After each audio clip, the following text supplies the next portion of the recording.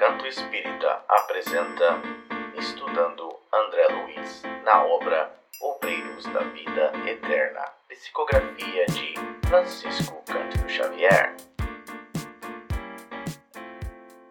Ok? Então vamos lá, alguém gostaria de fazer a oração inicial? Eu faço. Obrigada, Rafa. Senhor Jesus, Pai maravilhoso, obrigado pela oportunidade de estarmos aqui reunidos, estudando o Teu Evangelho, tentando nos melhorar em espírito, Senhor. Deus, obrigada pela consciência de que a vida é eterna. Obrigada pela sua bondade em não desistir da gente. Que essa noite possamos absorver tudo o que é necessário e entender os Teus ensinamentos. Que assim seja. Sim. Uhum. Então, na semana passada, nós paramos no meio do... Deixa eu fazer um share aqui para vocês, né? Primeiro. Espera aí. Um share da página.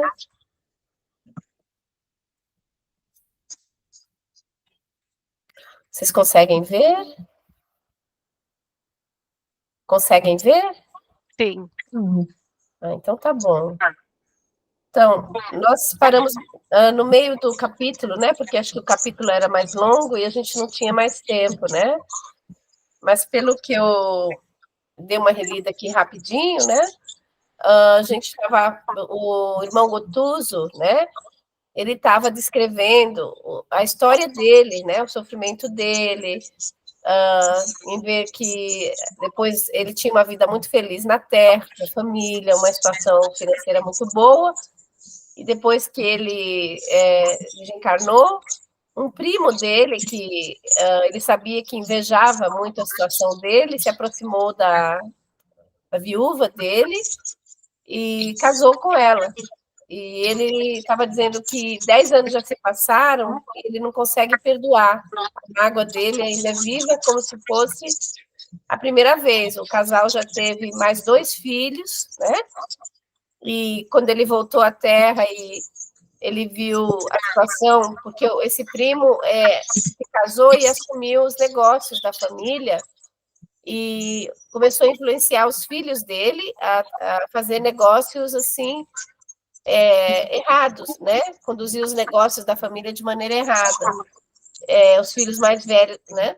E teve mais 2 filhinhos com ela e ela não estava muito feliz. Um dia ele disse que ela estava perto do berço, admirando, olhando para o pequeno, para o último filho que havia nascido, e ele chegou perto dela, se jogou no chão, chorou muito, né? E implorando para que ela o notasse e tal, e ela só sentiu... Hã? Oi? Ela sentiu-se mal, pensou muito forte nele, e aí chamou o atual marido, que era o primo, né? Ele, ao ver o atual marido entrando para socorrê-la, ele ficou com mais ódio ainda. Então, aí o André Luiz contou para ele, né? Contou para ele a própria história, né? Que aconteceu com ele quando ele retornou à Terra e viu também que a esposa havia se casado novamente, né? Foi solidário, né? E falou para ele, né? Você se inscreve ao trabalho de assistência aos enfermos no setor das tarefas que são atribuídas, né? E aí ele disse que ele tem outros campos de atividades, como está aqui, né? E aí o André Luiz perguntou se ele já tinha cooperado em tarefas encarcionistas, né? E contou para ele sobre a experiência do Segismundo, que reencarnou com a ajuda de muitos amigos espirituais, né? E aí ele ele conversou mais com o André Luiz sobre isso, né? E os dois estavam conversando, e o André Luiz explicando algumas coisas para ele, né? E interrompeu as considerações e fez curta pausa para acrescentar em seguida. Repare que a diversidade entre as suas informações e as minhas é efetivamente considerável. Então, ele estava dizendo que as informações são diferentes, né? Que as histórias são diferentes, tal, né?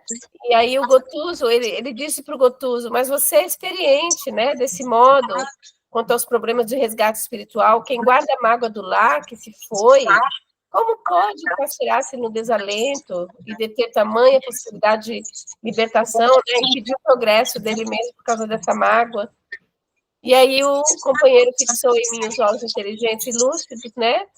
E ele respondeu, né? Não se preocupe, em vista das extremas dificuldades para dominar-me, estudo atualmente a probabilidade de reincorporação no ambiente doméstico, enfrentando a situação difícil com a devida bênção do esquecimento provisório na carne, a fim de reconstruir o amor em bases mais sólidas junto àqueles que não tenho compreendido tanto quanto deveria. Então, ele está se preparando para retornar na mesma família, né? Só que, obviamente, com o véu do esquecimento. Acho que agora, como a gente parou nesse parágrafo, ia começar nesse instante, então a gente começa a ler daqui. Alguém gostaria de ler? Eu posso ler. Tá ótimo, obrigada. Você consegue ver? Val não, Rafaela, fecha o seu microfone que está dando bastante ruído quando a gente fala. É o por microfone favor. da Rafaela? Tá. A não ser que a Rafa queira ler. Aí eu fico quietinha aqui. Não pode ler. Agora melhorou mesmo. Então tá, Val, por favor. Tá. Nesse instante, certa enfermeira assomou à porta de entrada, pedindo licença para interromper-nos, e notificou que a turma de sentinelas, em tratamento mental, esperava no salão contíguo. Esclareceu Gotuso que seguiria imediatamente. Novamente, a sós, explicou-me sorrindo. Na esfera carnal, na qualidade de médicos, nossas obrigações resumiam-se ao exame detido das enfermidades, com indicação clínica ou intervenção cirúrgica, e ao fornecimento de diagnósticos técnicos que outros colegas confirmavam, quase sempre por espírito de solidariedade dentro da classe. Mas aqui, a paisagem modifica-se. Cabe-me usar a língua como estilete criador de vida nova. A casa está repleta de cooperadores que trabalham, servindo-lhe ao programa de socorro e se submetem aos nossos cuidados de orientação médica, simultaneamente. Não basta, porém, que eu lhes diga o que sofrem, como fazia antigamente. Devo funcionar, acima de tudo, como professor de higiene mental, auxiliando-os na germinação e desenvolvimento de ideias reformadoras e construtivas que lhes elevem o padrão de vida íntima. Distribuímos recursos magnéticos de restauração com todos os necessitados, reanimando-lhes a organização geral com os elementos de cura ao nosso alcance. Não sem ensinar, entretanto, a cada enfermo algo de novo que lhe reajuste a alma. Noutro tempo, tínhamos o campo de ação na célula física. Presentemente, todavia, essa zona de atuação é a célula mental. Observando a disposição ativa do companheiro, meditei no tempo que despendera antes de participar dos serviços médicos da região superior a que fora conduzido, e perguntava a mim mesmo a razão pela qual fora Gotuso tão depressa utilizado ali na esfera de socorro aos aflitos. Reparei, todavia, que o novo amigo não recebia os pensamentos, nem mesmo de maneira parcial, demonstrando-se menos exercitado nas faculdades de penetração e o acompanhando ao recinto, onde o aguardava extensa clientela, notei que a assistência ali era ministrada a doentes em massa, dentro de vibrações mais grosseiras e lentas, exigindo a colaboração especializada de médicos desencarnados, que, como acontecia a Gotuso, ainda conservavam regular sintonia com os interesses imediatos da crosta terrestre. Você quer comentar aqui antes de continuar?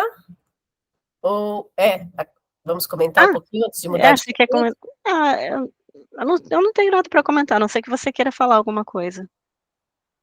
Eu achei interessante o fato de que... deixa eu só vir aqui. O fato de que, né, ainda mesmo no plano espiritual, eles ainda necessitam, ainda precisam utilizar um espírito que não tenha evoluído tanto, que ainda consiga, né, do plano espiritual, estar mais próximo de nós, vibrar mais próximo de nós, para nos acessar melhor. Né? A gente tende a pensar assim que eu tendo a pensar que seria melhor um espírito altamente evoluído, e nem sempre, né? Nem sempre. Às vezes é melhor utilizar um espírito que vibra mais perto, tem uma vibração mais baixa, né? Do que um espírito que já está nas esferas mais elevadas e consegue. Você vê que ele não conseguia nem captar o pensamento, né, do outro, coisa que eles lá o que o André Luiz já estava fazendo, que a maioria lá já faz, né? Mas tem o fato dele ter sido posto ali é extremamente benéfico aos que estão acabando de chegar. E eu penso que seria mais ou menos como quando a gente vai conversar. Por exemplo, você vai conversar com um adolescente, você muda o jeito de falar, você fala de uma maneira mais descolada, você tenta ficar mais igual, né, para que ele te entenda. Com uma criança é a mesma coisa. E geralmente a gente conversa com as pessoas de maneira diferente, de maneira como que a gente entende que aquela pessoa vai receber melhor o que a gente está dizendo, né, o jeito que a gente está interpretando, está falando. E no plano espiritual é a mesma coisa. Então, é legal a gente saber que a gente está... Quando a gente faz isso, a gente está agindo certo, a gente está simplesmente apenas agindo por intuição, né, da maneira correta. E também a outra coisa que me chamou a atenção é o fato de ele já estar, né, 10 anos no mundo espiritual e ainda ter essa mágoa tão viva, né, como se fosse a primeira vez que ele sentiu, né, como não é fácil para certos de nós nos livrarmos de mágoas profundas, né? Não é do dia para a noite. Você vê que ele está prestando serviço ali e ainda não consegue, vai ser necessário retornar para conseguir sanar tudo isso, né? Por conta da mágoa que ele tem, porque, pelo que eu entendi, ele não deixou dívidas altas, né, na esfera carnal, porque ele cuidava muito bem da família, ele não deixou dívida com a família, mas para o benefício próprio dele é que ele vai retornar ao seio da família, para tentar perdoar esse primo, né, que se encontra casado com a esposa. Alguém mais quer fazer algum comentário? Senão a gente pode continuar lendo.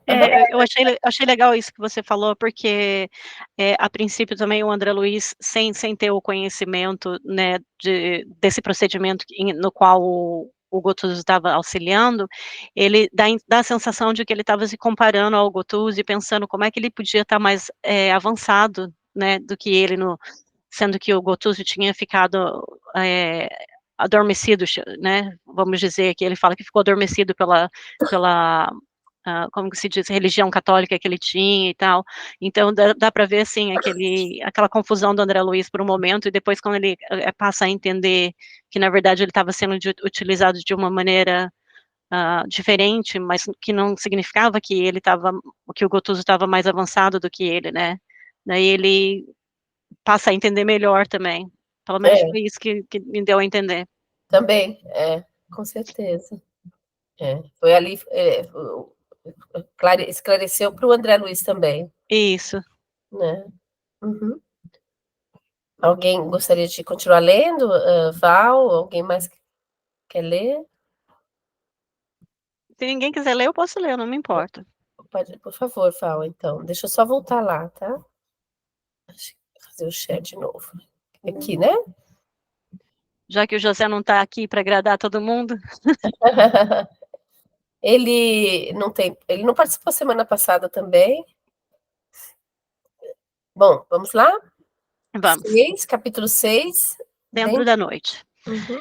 A diferença de atmosfera entre o dia e a noite na casa transitória de Fabiano era quase imperceptível. Não conseguiria estabelecer comparações apreciáveis, mesmo porque durante todo o tempo de nossa permanência no instituto estiveram acesas luzes artificiais. Denso nevoeiro abafava a paisagem sob o céu de chumbo e, ao que fui informado, grandes aparelhos destinados à fabricação de ar puro funcionavam incessantemente na casa, renovando o ambiente geral. Víamos o sol, profundamente diferenciado em pleno crepúsculo. Semelhava-se a um disco de ouro velho, sem qualquer irradiação, a perder-se num oceano de fumo indefinível. Cotejando a situação com os quadros primaveris da crosta planetária, os ocasos de esfera carnal parecem verdadeiras decorações do paraíso. Permanecíamos em região onde a matéria obedecia a outras leis, interpenetrada de princípios mentais extremamente viciados. Congregavam-se aí longos precipícios infernais e vastíssimas zonas de purgatório das almas culpadas e arrependidas. Na verdade, muita vez viajara entre a nossa colônia feliz e o plano crustal do planeta, atravessando lugares semelhantes, mas nunca me demorara tanto em círculo desagradável e escuro como esse. A ausência de vegetação, aliada à neblina pesada e sufocante, infundia profunda sensação de deserto e tristeza. Os amigos, porém, com a irmã Zenóbia à frente, faziam o quanto possível por converter o pouso socorrista num oásis confortador. Alguém chegou à gentileza de lembrar a oportunidade do quadro externo para que nos voltássemos para dentro de nós com o proveito necessário. Sim, assim, Deixa eu só fazer um comentário. Você vê, quando externamente, né, tá tudo caótico, tudo bagunçado, pesado, né? Então, a solução é voltar-se para dentro de si, né? Já que ao redor não tá tudo, nada está colaborando para o bem-estar, então a gente volta para dentro de si, e aí é quando a gente ora, quando a gente medita, né? E eles fazem isso lá também, olha só que interessante, é a oportunidade de, né, voltarmos para dentro de nós. Pode continuar. Sim, assentiu o assistente Jerônimo, num abrigo de pronto-socorro espiritual. É conveniente que não haja facilidade para distrações prejudiciais aos nossos deveres. Estampou o riso franco nos lábios e acentuou. Por isso mesmo, quando na crosta terrestre, nunca tivemos descrições de infernos floridos ou de purgatórios sob árvores acolhedoras. Nesse ponto, os escritores teológicos foram exatos e coerentes. Aos culpados e renitentes confessos não convém a fuga mental. Em favor deles próprios, é mais razoável sejam mantidos em regiões desprovidas de encanto, a fim de permanecerem a sós com as criações mentais inferiores a que se ligaram intensivamente. A conversação, rica de particularidades interessantes, compensava a aspereza exterior, valorizando o tempo acerca do qual não se conseguia fazer nenhum cálculo, a não ser pela observação dos cronômetros que eram aí aparelhos preciosos e indispensáveis. Ao soar das 19 horas, orientados pela administradora da casa, preparamo-nos para a pequena jornada ao abismo. Convocou Zenóbia 20 cooperadores para as tarefas de colaboração eventual e imediata, 3 mulheres e 17 homens, que à primeira vista não pareciam pessoas de cultura e sensibilidade extremamente apuradas, mas que mostravam no olhar sereno e firme, boa vontade, dedicação leal e caráter resoluto no espírito do serviço. Mais tarde, vinha saber que o Instituto asila constantemente variados grupos de entidades, repletas de característicos humanos primitivistas, mas portadoras de virtudes e valores apreciáveis, que colaboram na execução das tarefas gerais e se educam ao mesmo tempo, preparando-se para reencarnações e experiências de mais elevada expressão. Dirigindo-se ao subalterno que recebera atribuições de subchefia, indagou Zenóbia serena. Ananias, temos o material de serviço devidamente arregimentado? Não devemos esquecer principalmente as faixas de socorro, as redes de defesa e os lança-choques. Meu Deus. Tudo pronto, respondeu satisfeito o colaborador. Voltou-se em seguida para o nosso orientador e disse, bem-humorada, irmão Jerônimo, convirá, desse modo, iniciar a marcha.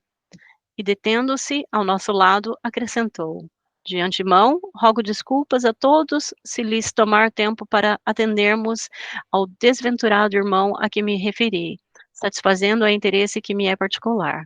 A clara evidência de Luciana e a oração de todos os amigos, porém, constituirão fatores decisivos em benefício da renovação dele, a fim de que aceite as providências redentoras do futuro. É serviço que prestarão a mim própria, pelo qual serei devedora reconhecida. Ligeiro véu de melancolia inexplicável toldou-lhe repentinamente o olhar, mas, cobrando ânimo novo, considerou.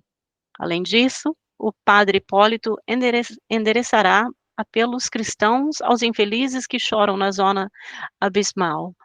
O fogo purificador passará amanhã e poderemos ministrar-lhes aviso edificante. O ex-sacerdote comentou confortado. A cooperação será para nós um prazer. Dirigindo-se, então, a grande número de companheiros e subordinados de serviço, a irmã Zenóbia consolidou a atenção de todos para o desempenho do mapa de trabalho que havia planejado para tão significativa noite. A casa deveria permanecer atenta à contribuição que receberia dos institutos congêneres no dia imediato pela manhã. Alguns servidores seguiram para a crosta, prestando apoio à expedição Fabrino, em alguns casos difíceis de reencarnação compulsória. Certos departamentos abrir-se-iam à visitação dos encarnados parcialmente libertos da crosta, em momentos de sono físico, para receberem benefícios magnéticos de conformidade com as solicitações autorizadas. Determinadas dependências seriam preparadas devidamente para a eventual recepção de missionários do bem, procedente das esferas elevadas. Organizar-se-iam leitos para alguns desencarnados prestes a serem trazidos, segundo notificação anteriormente recebida. 2 enfermeiras, orientadoras de colônias espirituais para regeneração, trariam 20 crianças recém-libertas dos laços carnais, no sentido de se avistarem com as mães que viriam da crosta, amparadas por amigos para reencontro confortador. Em caráter temporário, variadas delegações de trabalho espiritual, junto a instituições piedosas, encontrar-se-iam no abrigo para combinar providências. 2 novas missões de socorro alcançariam o asilo, dentro de breve horas, e demorar-se-iam até pela manhã, conforme aviso prévio. Todos os trabalhos preparatórios da mudança assinalada para o dia seguinte deveriam ser levados a efeito. Medidas outras de menor significação foram recomendadas e, por fim, a diretora notificou que o recinto de orações deveria aguardá-la em posição de iniciar a prece de reconhecimento da noite sem nenhuma delonga. Eu não conseguia disfarçar a surpresa, examinando semelhante quadro de obrigações, porque, segundo o cálculo efetuado momentos antes, a irmã Zenóbia estaria ausente apenas 4 horas. Ultimando providências, acenou para nós, convidando-nos a acompanhá-la. Ao transpormos o limiar, explicou-nos cuidadosa. Convém manter apagado, no trajeto, todo o material luminoso. E fitando-nos resoluta, informou. Quanto a nós, sigamos silenciosos a pé. Não será razoável utilizar a volitação em distância tão curta, mas justo assemelharmos-nos aos pobres que habitam estes sítios, perante os quais, enquanto perdure a pequena caminhada, deveremos guardar a maior quietude. Qualquer desatenção prejudicar-nos-á o objetivo. Decorridos alguns instantes, atravessávamos as barreiras magnéticas de defesa e punhamo-nos a caminho. Noutras circunstâncias, e noutro tempo, não conseguiria eu dominar o pavor que nos infundia a paisagem escura e misteriosa à nossa frente. Vagavam no espaço estranhos sons, ouvia perfeitamente gritos de seres selvagens e, em meio deles, dolorosos gemidos humanos, emitidos talvez a imensa distância. Aves de monstruosa configuração, mais negras do que a noite, de longe em longe se afastavam de nosso caminho, assustadiças. E, embora a sombra espessa, observava alguma coisa da infinita desolação ambiente. Após alguns minutos de marcha, surgiu-nos a lua como bola sangrenta, através do nevoeiro, espalhando escassos raios de luz. Poderíamos identificar agora certas particularidades do terreno áspero.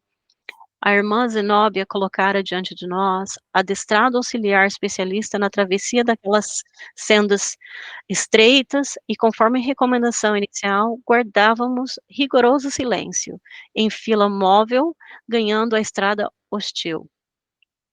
Atingimos zona pantanosa, em que sobressaía rasteira vegetação. Ervas mirradas e arbustos tristes assomavam indistintamente do solo. Fundamente espantado, porém, ao ladear imenso charco, ouvi soluços próximos. Guardava a nítida impressão de que as vozes procediam de pessoas atoladas em repelentes substâncias, tais as emoções desagradáveis que pairavam no ar. Oh, que forças nos defrontavam ali! A treva difusa não deixava perceber minudências. Todavia, convencera-me da existência de vítimas vizinhas de nós, esperando-nos amparo providencial. Estaríamos ante o abismo a que se referia a administradora da casa transitória? Optei pela negativa, porque a expedição não se deteve em tão angustioso lugar. Jerônimo seguia rente aos meus passos e não contive a indagação que me escapou célere. Jazem aqui almas humanas? O interpelado, em atitude discreta, somente respondeu num gesto mudo em que me pedia calar. Bastaram, no entanto, minhas 4 palavras curtas para que os lamentos indiscriminados se transformassem de súbito em rogativas tocantes e estertorosas. Ajude-nos, quem passa, por amor de Deus, salvai-nos, por caridade, socorro, viandantes, socorro, socorro. Verificou-se, então, o imprevisto. Certamente as entidades em súplica permaneciam jungidas ao mesmo lugar, mas figuras animalescas e rastejantes, lembrando sáureos de descomunais proporções, avançaram para a nossa caravana, ausentando-se da zona mais funda dos charcos. Eram em grande número e davam para estarrecer o ânimo mais intrépido. Experimentei o instinto de utilizar a volitação e fugir depressa. Entretanto, a serenidade dos companheiros contagiava e esperei firme. Quase imperceptível, estalido partiu da destra da irmã Zenóbia, e 10 auxiliares, aproximadamente, utilizaram minúsculos aparelhos emitindo raios elétricos de choque, através de insignificantes explosões. Não obstante ser fraca a detonação, a descarga de energia revelava vigoroso poder, tanto que os atacantes monstruosos recuavam, precipitados, recolhendo-se ao pântano, em queda espetacular sobre a lama grossa. Multiplicavam-se as lamentações dos prisioneiros invisíveis da substância viscosa. Libertai-nos, libertai-nos, socorro, socorro!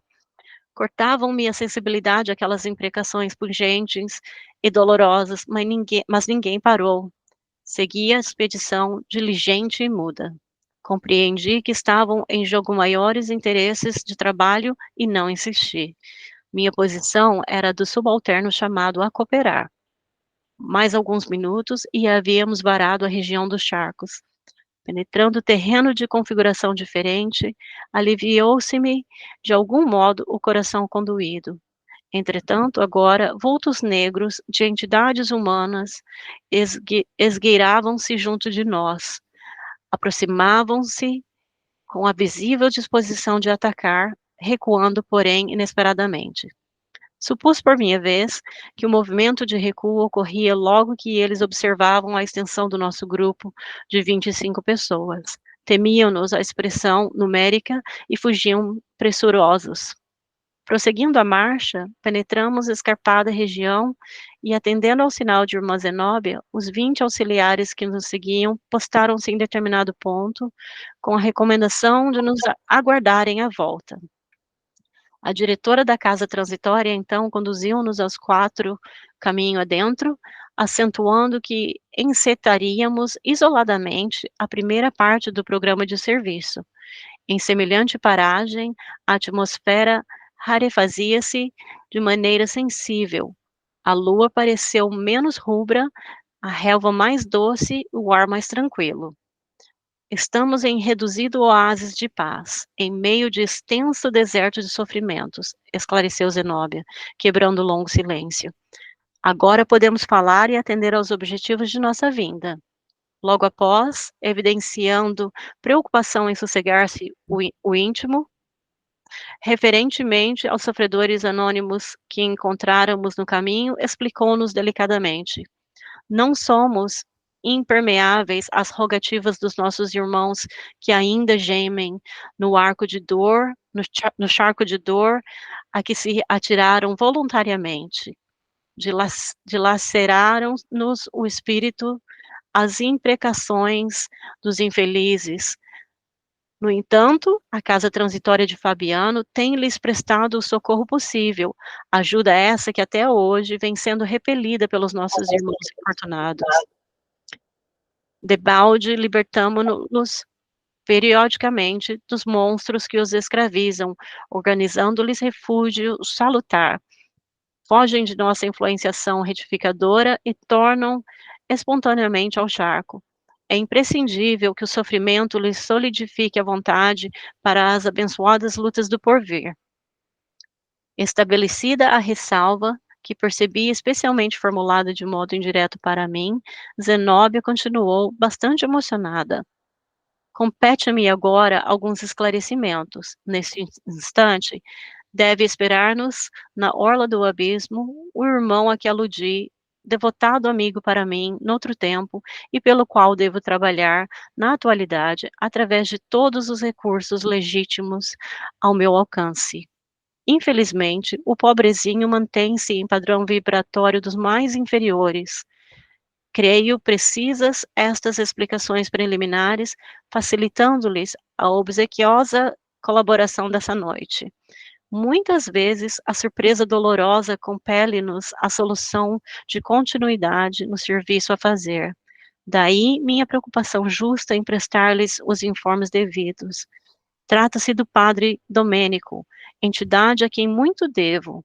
Foi ele clérigo menos feliz, incapaz de manter-se fiel ao Senhor até o fim de seus dias.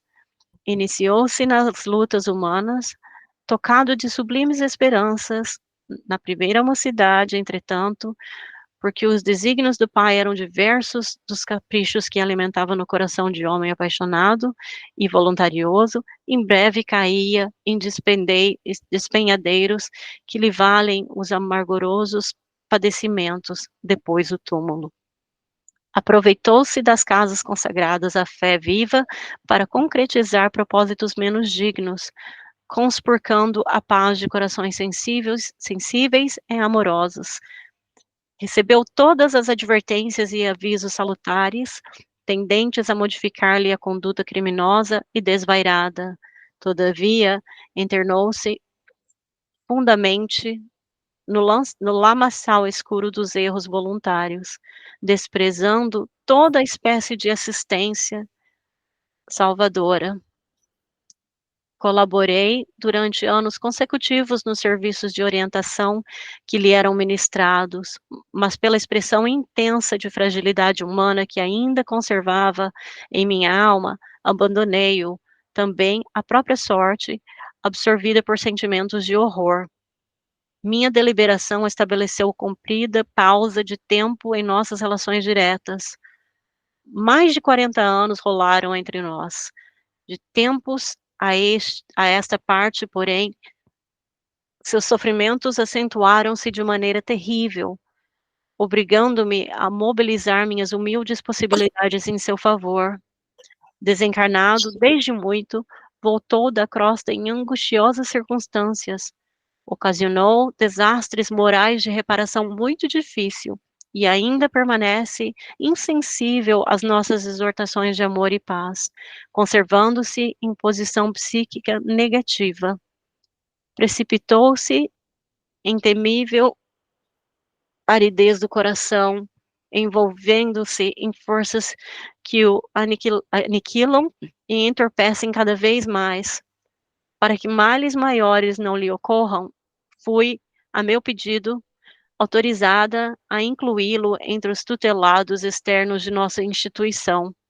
Consegui desse modo que alguns de nossos cooperadores lhe atenuassem o movimento fácil, sem que pudesse ele dar conta de nossas operações fluídico-magnéticas nesse sentido. Tem sofrido muito, no entanto, apesar da prostração, ainda não modificou a mente, mantendo-se em pesadas trevas interiores e subtraindo-se sistematicamente a qualquer esforço de autoexame que lhe facilitaria, sem dúvida, algum repouso espiritual. Além desse alívio, que lhe é sumamente indispensável, o padre Domênico necessita regressar à experiência construtiva na crosta planetária, recapitulando o pretérito em serviço expiatório. Entretanto, a situação mental em que se demora a criar-lhe empecilhos de vulto, dificultando-nos a ação intercessória,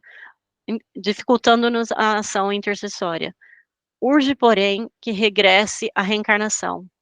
Amigos nossos, devotados e solícitos, amparam-me o pedido em benefício dele, e Domênico voltará a unir-se como filho sofredor de uma de suas vítimas de outro tempo. Vítima e verdugo porque, num gesto de vingança cruel, o ofendido eliminou o ofensor com a morte. Para reintegrar-se nas correntes carnais, preciosas e purificadoras, deve o infortunado adquirir pelo menos a virtude de resignação, de modo a não aniquilar o organismo daquela que, desempenhando sublime tarefa de mãe, lhe conferirá carinhosamente a nova personalidade. Para a obtenção desse resultado, é imprescindível que melhore interiormente. Se conseguirmos que um raio de luz lhe penetre o íntimo, se possibilitarmos a eclosão de algumas lágrimas que lhe desabafem o coração, dilatando-lhe o entendimento, experimentará novas percepções visuais e provavelmente conseguirá enxergar aquela que lhe foi desvelada genitora na derradeira romagem dos círculos carnais. Conseguida essa providência, creio será ele conduzido facilmente à indispensável conformação e às medidas iniciais de recapitulação terrestre. Continua? Quer comentar? Antes de continuar? Meu Deus, nós lemos tanto, nem sei onde começar. O que eu estou achando interessante é assim, que ela está tentando ajudar uma pessoa que está super mal, né? Uhum. E que, de certa forma, eu acho que deve ter, como ela disse, ajudado ela durante uma das encarnações dela, e meio que ela se sente, assim, cheia de compaixão, eu acho, né? Mas a descrição ali de onde eles estão indo, meu Deus, é tão pesada, né? É difícil a gente imaginar que exista, né, perto da crosta terrestre, zonas assim, né? Impressionante. Eu também fiquei imaginando, nossa, meu Deus do céu, que lugar horroroso, como deve ser baixa a vibração, como deve ser horrível. Você vê que nem o André Luiz conhecia, né, esse lugar. E, e como eles passaram por tantos outros lugares piores, outro melhor, o oásis também que eles atravessaram, para poder encontrar esse irmão que está lá perdido. Me faz lembrar aquela frase de Jesus, né? Que nenhuma ovelha que meu pai me confiou será perdida. A gente nunca, nem nas zonas mais tenebrosas, né? Da crosta, a gente está sozinho. Tem sempre um espírito, um benfeitor olhando, tentando ajudar, né? Você vê que a mãe, ele não consegue, ele precisa primeiro conseguir sentir um pouquinho de emoção, né? De ter um pouquinho de sensibilidade, despejar duas lágrimas, né? Umas poucas lágrimas para poder, ao menos, enxergar o ambiente diferente, de maneira diferente, que ele não consegue enxergar. E conseguir enxergar a mãe. E a gente tem muito isso nas reuniões mediúnicas, né? Espíritos que se manifestam e eles dizem que não estão conseguindo enxergar nada. Está tudo escuro, que não conseguem enxergar, que não tem ninguém, né? Lá com eles estão em sofrimento muito intenso e só conseguem ver o sofrimento deles, pensar no que eles estão, na obsessão que eles têm. E aí a gente, né, com muito jeito, muita oração e sob, com certeza, a orientação dos mentores, né, que dirigem a reunião mediúnica, a gente vai aos pouquinhos tentando fazer aquele espírito, pelo menos, ver alguma coisa perto dele, enxergar qualquer coisinha perto dele, ou enxergar que tem alguém ali com ele, e é tão bom quando eles falam, eu tô vendo sim, eu tô vendo um padre, olha, agora eu tô vendo um médico, não, tem um homem aqui sim, eu não estava vendo antes. Então, eu fico pensando, quando você foi lendo, se não é exatamente quando a gente tem na reunião mediúnica, isso acontece muito, não é exatamente o que está acontecendo ali no plano espiritual, um benfeitor que está ali na maior luta, tentando, né, fazer aquele espírito conseguir elevar a vibração dele assim, um milésimo, e aí ele se manifesta e a gente consegue junto, em conjunto com o plano espiritual, fazer com que ele veja um pouquinho ao redor, né, e ele vai enxergar a mãe, né? Você vê que foi mãe dele e ele não consegue ver. E outra coisa, eles também têm que prepará-lo, elevar a vibração dele para que ele não prejudique o organismo da mãe, né? Que vai recebê-lo. Então você vê que ele é uma vibração tão pesada, tão difícil, que pode até prejudicar a genitora, né? Que vai receber. E é triste demais, né, a gente saber que isso realmente é real e existem tantos nessa situação, e a gente pensa, será que nós não seremos um desses? Né? A gente tem as nossas mágoas, a gente tem os nossos sentimentos, né, as nossas... Ninguém tá livre, né, garantido nada, não. Como diz o Haroldo Dutra, no plano espiritual não tem verniz, né, a alma se encontra da maneira tal qual ela é, né? Sem nenhum verniz, e ela vai para onde tem a vibração dentro dela. Mas me comove o fato da gente não estar só, da gente nunca estar só, nem nas esferas mais tenebrosas da crosta. E a dedicação, né, também desses espíritos que estão lá para ajudar. Se sujeitarem a passar por tanta coisa, assim, para poder resgatar uma pessoa, às vezes, e nem conseguir resgatar sempre, né? Alguém mais gostaria de fazer um comentário? Eu acho interessante também que a razão por que, eu não sei, isso é o que eu penso, que existem tantas coisas tão deformadas e tenebrosas no mundo espiritual, é porque quem cria quem faz essas transformações não é Deus. Essas transformações, elas são feitas pelos próprios espíritos coagindo com o ambiente. E esse espírito em desequilíbrio, ele vive o resultado das suas vibrações mentais. E a única forma de fazer ele coabitar novamente com a harmonia de Deus é reencarnando. E essa genitora, essa mãe que recebe um espírito com esse tipo de vibração, ela também já deve ter desequilibrado esse espírito no passado, para ter a abertura, ter o canal de reencarnação. Ou ela é um espírito de muito amor abnegado, para abraçar o que quer que seja e falar: não, eu vou ser sua mãe, você vai sarar e você vai ser bom. Que responsabilidade, né, de uma mãe, de um espírito, Exato. né, que se propõe a receber. Imagina o peso, né? Exato, exato, Que tarefa difícil também, né? exato. Mas Não, só o amor de uma mãe também é capaz, né, de aceitar, né, recebê-la. exato, exato. É impressionante como Deus faz essas criaturas, né? E nós estamos assim, elas não são raras, esse tipo de alma que aceita, Não, que aceitam que as crianças e os filhos vêm e elas sofrem. Meu filho viciado em droga, o meu filho criminoso, o meu filho assassino, e elas não desistem, continuam, vão lá na cadeia, visitam, tem dó, tem.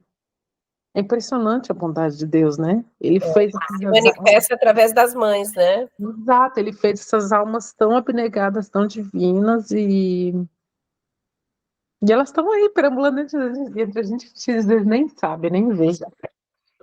A misericórdia divina é muito grande, né, para conosco. Exato. Eu não sei se falta muito, vamos continuar um pouquinho mais? Só um pouquinho? Pode ser onde que eu parei, eu nem sei mais. Estava Foi, prestando atenção na conversa.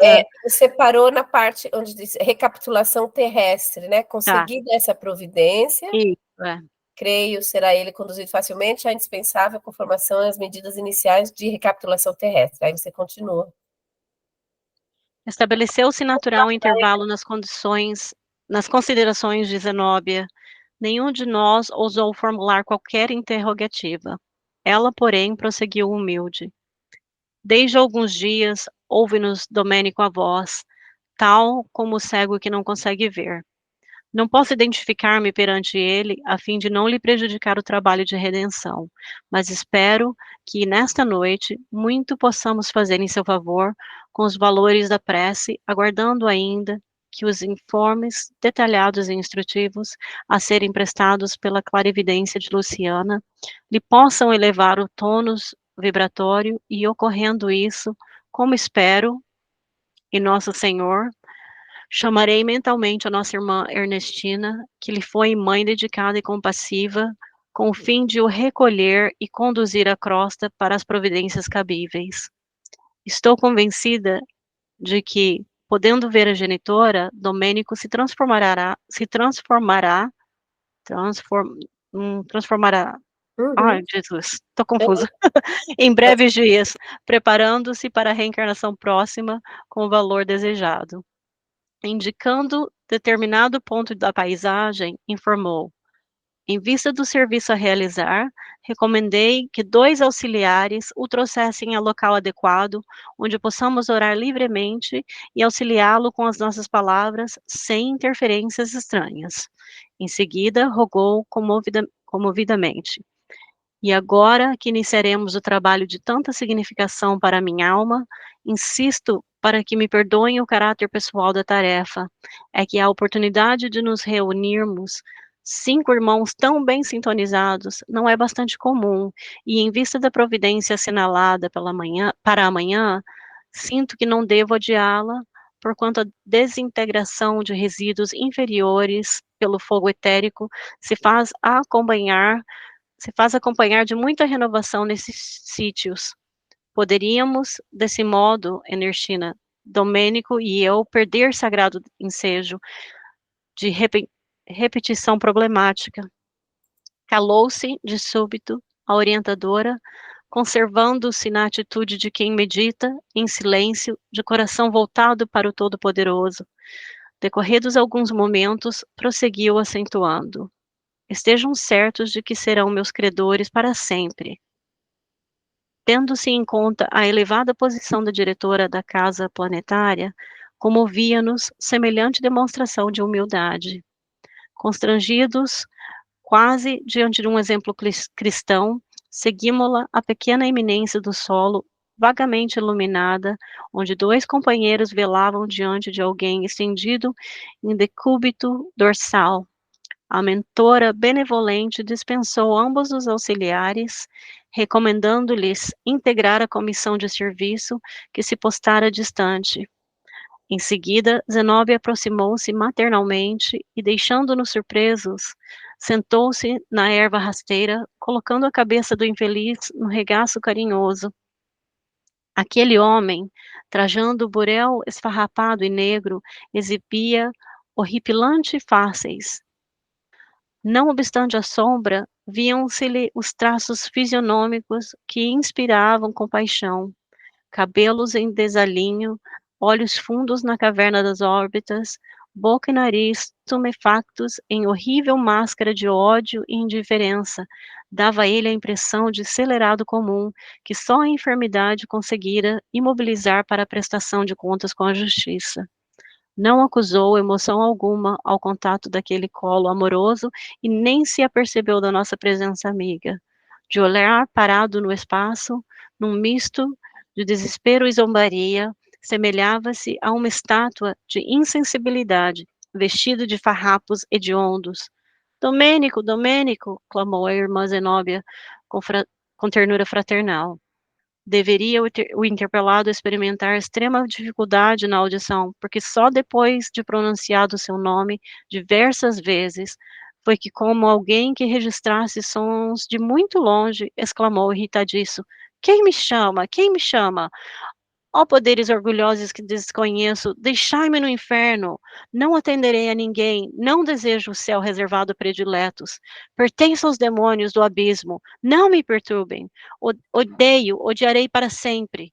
Quem te chama? Considerou a diretora, delicada e afetuosamente, somos nós que desejamos o bem.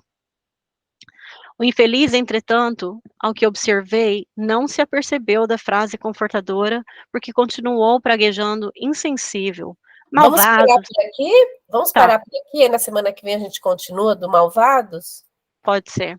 Né? Já faltam 2 minutos e meio só. Gostaria de continuar, adoraria, porque eu tô com de ver, né? Quando para assim no meio de uma, né? Eu não sei se falta muito ainda, né? Se faltam muitos parágrafos, eu não consegui ver. Mas é bom porque aí a gente fica com vontade, né? De Isso, é verdade, descobrir como foi, né? O que aconteceu. Maravilhoso esse capítulo, né? Vamos então fazer a oração de encerramento. Você gostaria de comentar alguma coisa antes da gente encerrar, Val? Não. Não? Podemos encerrar. Tá bom. Então, alguém gostaria de fazer a oração de encerramento? Não? Então, eu vou fazer a oração de encerramento, tá?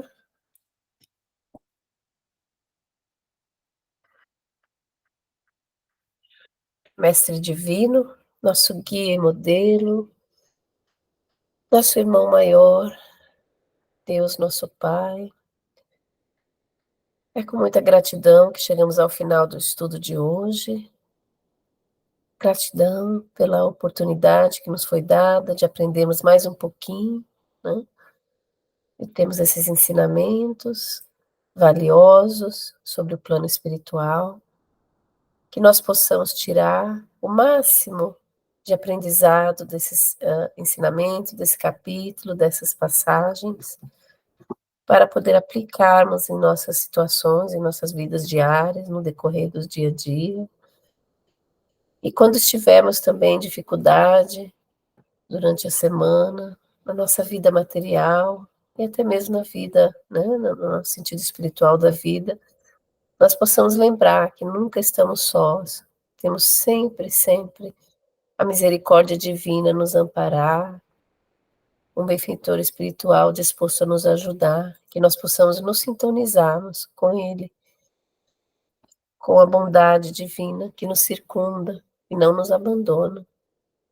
Abençoa os nossos irmãos que não podem estar conosco hoje, Jesus, que eles recebam a tua luz e a tua paz e sejam envolvidos no amor divino, onde quer que estejam.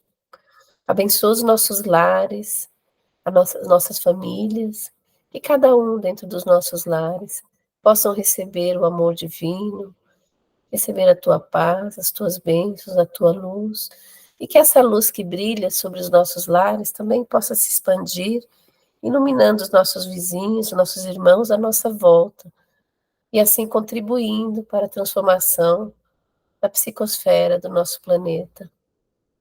Abençoa os povos, as autoridades que detêm o poder de decisão na Terra, que possam receber a tua luz para que tomem decisões acertadas. Que o amor de Deus se faça em nossos corações e mentes, nos 4 cantos do planeta. E assim, agradecidos, pedimos a Ti permissão para encerrarmos o estudo de hoje. Que assim seja.